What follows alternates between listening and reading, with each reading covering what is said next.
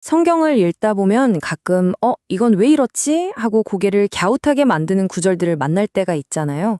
오늘은 바로 그런 요한복음에 숨겨진 아주 흥미로운 역설 하나를 함께 파헤쳐보려고 합니다. 네, 바로 이 질문입니다. 요한복음을 보면 분명히 예수님은 증인이 필요 없다고 하시거든요. 그런데 정작 복음서 전체를 보면 세례 요한이라는 증인의 역할을 엄청나게 강조하고 있어요. 이거 언뜻 보면 완전히 모순처럼 느껴지죠? 자, 이 문제를 한번 깊이 들여다보겠습니다. 보세요. 예수님께서 직접 본인 입으로 하신 말씀입니다. 이렇게 스스로 증인이 필요 없다고 딱 선언하셨는데 도대체 왜 성경은 세례 요한의 증언에 그렇게 큰 의미를 부여하는 걸까요? 이 역설 속에 사실은 아주 깊은 뜻이 숨어 있습니다. 자, 그럼 첫 번째 이유부터 살펴볼까요? 만약 그 증언이 예수님을 위한 게 아니었다면 대체 누구를 위한 것이었을까요? 그 해답은요, 놀랍게도 바로 우리 인간의 연약함에 대한 깊고 따뜻한 배려에서 찾을 수 있습니다. 한번 상상해 보세요. 오랫동안 어두운 곳에 익숙해져 있던 사람들에게 갑자기 세상에 빛이 나타난 거예요. 그 빛은 너무 눈부셔서 제대로 쳐다볼 수조차 없었겠죠. 말하자면 그 신성한 진리를 우리가 정면으로 마주할 준비가 되어 있지 않았던 겁니다. 바로 그래서 일종의 완충장치가 필요했던 거죠. 사람들이 서서히 눈을 적응시키고 빛을 향해 나아갈 수 있도록 돕는 그런 징검다리 말이에요.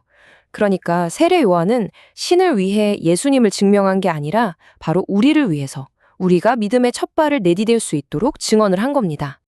그리고 바로 이 말씀이 모든 걸 명확하게 해줍니다. 예수님 스스로 이 증언의 목적이 처음부터 끝까지 너희, 바로 우리를 향해 있었다는 걸 확인시켜 주시는 거죠. 구원을 위해서요. 자, 이제 두 번째 이유로 넘어가 볼까요? 이 관점은 요한복음 전체를 완전히 새로운 시각으로 마치 하나의 거대한 법정 드라마처럼 보게 만드는 아주 흥미로운 열쇠를 제공합니다. 이게 무슨 말이냐면요. 당시 사람들에게 아주 익숙했던 법적인 틀을 통해서 요한복음이 예수는 누구인가? 라는 질문에 대해 아주 체계적인 변론을 펼치고 있다는 겁니다. 이 구조를 이해하면 증인들의 역할이 왜 그렇게 중요한지 딱 보이게 되죠. 그 당시 율법에 따르면 어떤 주장이 법적인 효력을 가지려면 반드시 여러 명을 신뢰할 수 있는 증인이 있어야만 했어요. 단 한 명의 증언만으로는 아무것도 입증할 수가 없었습니다. 이게 아주 중요한 규칙이었죠. 자, 이 표를 한번 보세요. 이게 정말 흥미로운 점인데요. 요한복음이 마치 법정에서 증인들을 한 명 한 명 차례로 내세우는 것처럼 구성되어 있다는 겁니다. 그리고 그 첫 번째 증인으로 바로 세례 요한이 등장하는 거죠. 그의 증언을 시작으로 해서 예수님이 행하신 기적들, 그리고 하나님 아버지, 마지막으로 구약 성경의 예언까지 아주 강력한 증거들이 연달아 제시되는 구조입니다. 세례 요한은 그저 법적인 요건을 채우기 위한 증인, 그 이상이었습니다.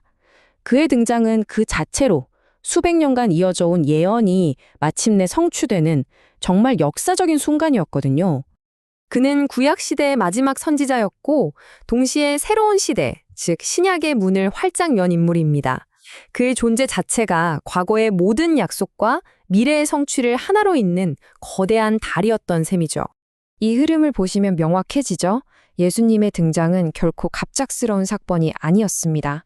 구약의 마지막 예언이 세례 요한을 통해 성취되고 그로 인해 새로운 시대가 열리는 아주 치밀하게 준비된 역사적이고 예언적인 계획의 정점이었던 겁니다. 자, 그럼 우리가 지금까지 살펴본 이 세 가지 이유를 하나로 꿰뚫는 핵심은 과연 무엇일까요? 놀랍게도 예수님께서 직접 말씀하신 하나의 강력한 비유 속에 그 모든 답이 담겨 있습니다.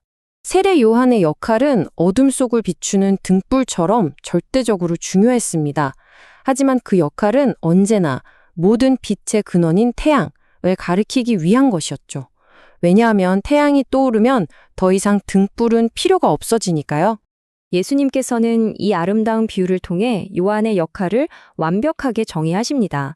그는 태양, 즉 예수님 자신이 떠오르기 전까지 캄캄한 밤길을 걷는 사람들을 안전하게 인도했던 없어서는 안 될 필수적인 등불이었다는 거죠. 그러니까 정리하자면 이겁니다.